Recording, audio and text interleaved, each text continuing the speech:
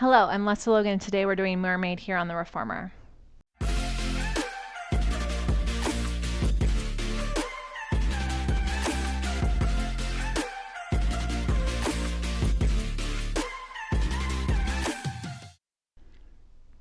So Mermaid isn't one of my favorite exercises on the Reformer, but it does exist on the Reformer. And it's mostly because it just doesn't feel good to me, but not every exercise is for everybody, and that's okay. However, I do think there's something really beneficial about this one. So if you don't love it, don't skip it until you know you don't need it, or you can get the same feeling somewhere else in the room. We don't want to skip a side bend when we can get one. It's such an important spine shape. If you are checking this out from the Reformer deck of flashcards from onlinepilatesclasses.com, thank you. I'm so grateful for you to have those as an asset and a tool to get deeper into your Reformer practice. If you didn't know that we have them, now you do.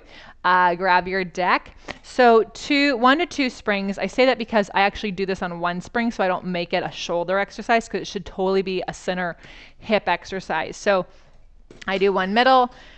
Your goal is to get both of your shins up against the Reformer. Obviously, that's going to depend on your knees and your hips ability. So my bottom one is just a little bit out so that I can sit up tall. This hand is at center or slightly in front of it. This other arm is up. You can also, if you're new to this, put it here. It's kind of a way to make sure you're not doing something funky with your arm, taking you out of it. Now, what I do is I push my bottom leg down, sort of like it's doing this, but into the carriage, right? Like a clam.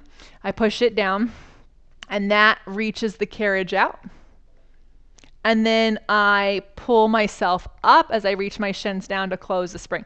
So I'm not doing this from my arm. My arm is not pushing me out. My arm is reaching from my back so my legs can open the spring. And then I lift up and push down into my legs so I can close the spring.